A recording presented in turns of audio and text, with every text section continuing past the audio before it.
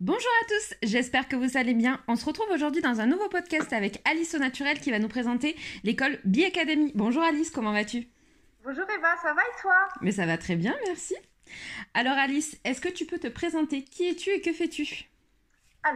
Donc moi c'est Alice, donc de Alice au Naturel.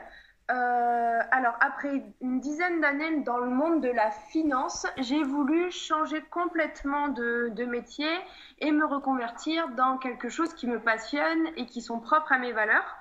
Donc aujourd'hui, je suis créatrice d'ateliers, donc des ateliers de produits faits maison, cosmétiques, produits ménagers, des ateliers de relaxation. Et également, je suis organisatrice de séjours bien-être. Super. Voilà.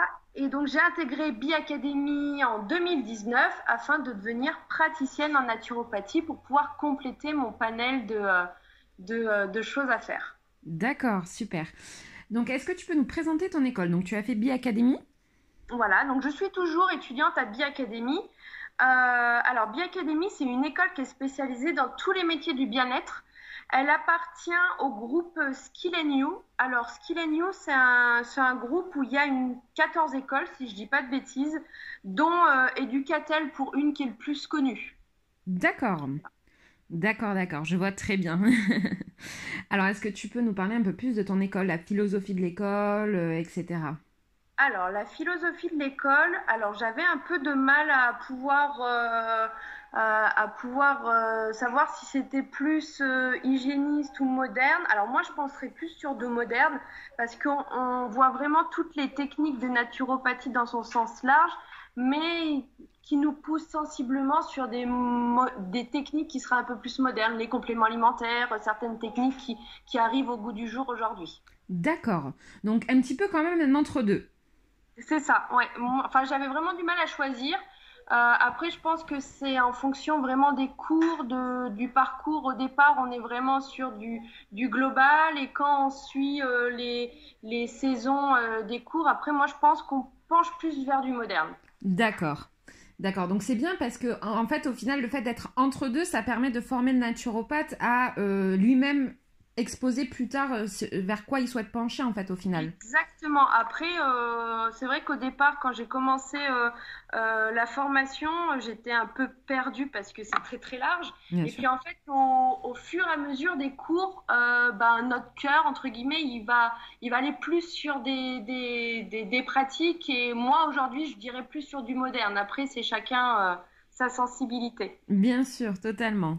Est-ce que tu peux nous dire combien de temps dure la formation? Alors, la formation, c'est en fonction. Alors, ils mettent qu'elle se fait en 820 heures à peu près. Sachant que c'est 820 heures de cours. Alors, pour moi, c'est divisé en trois blocs. Alors, je sais que depuis 2020, la formation a changé. Et je sais que les nouveaux étudiants, on n'est pas du tout sur la même forme. Donc, ce serait difficile de pouvoir comparer. Sachant que 820 heures, moi j'avais calculé un petit peu, à peu près, vu que je travaillais à côté, il me fallait 2 ans pour pouvoir faire la formation. D'accord. Voilà. 820 heures de e-learning, mais beaucoup de travail personnel à côté, de recherche. Donc, il faut bien 2 ans pour pouvoir se former correctement avec Academy. D'accord. Tous les cours se passent en e-learning, il n'y a pas de stage? Alors, pour moi, il y a eu learning, mais j'avais pris des options de stage. Donc, après, c'est en forme, entre guillemets, de points atelier. Donc, moi, au préalable, quand je me suis inscrit, alors, on peut en prendre à tout moment pendant notre formation, je me suis inscrit j'ai pris des points ateliers pour pouvoir faire des stages pratiques dans leurs locaux à Montrouge, à Paris. D'accord. Donc tous les stages se Voilà. passent à Paris. Il n'y a pas d'autres antennes. Non, c'est à Montrouge. Ok, ça c'est super. Donc là, en fait, vraiment, la formation est modulable. C'est-à-dire que vous avez 820 heures de cours, mais vous pouvez autant les faire en 6 mois si vous ne travaillez pas que de les faire en 2 ans ou en 3 ans si vous travaillez à Tout côté. à fait. Oui. Avoir en plus à rajouter des stages par-ci par-là, à droite à gauche, etc. D'accord. Voilà, t'as des stages, donc là, des stages pratiques, donc par exemple, se former en massage ayurvédique, par exemple, Donc, on va en stage à Montrouge, mais également, ils nous mettent à disposition des conventions de stage pour pouvoir aller au sein d'entreprises. Donc, pour D'accord. pouvoir se former également chez des professionnels. Voilà, des naturopathes, des magasins bio, des choses comme ça. Exactement. Super, ça c'est très intéressant de faire des stages vraiment Oui, auprès d'une équipe. C'est très très intéressant, ça peut être très formateur. oui. Est-ce que tu peux nous parler de l'équipe pédagogique? Comment elle est? Est-ce qu'elle est à votre écoute? Est-ce qu'elle répond rapidement à vos problématiques? Alors, l'équipe pédagogique, c'est essentiellement que des professionnels qui sont en activité.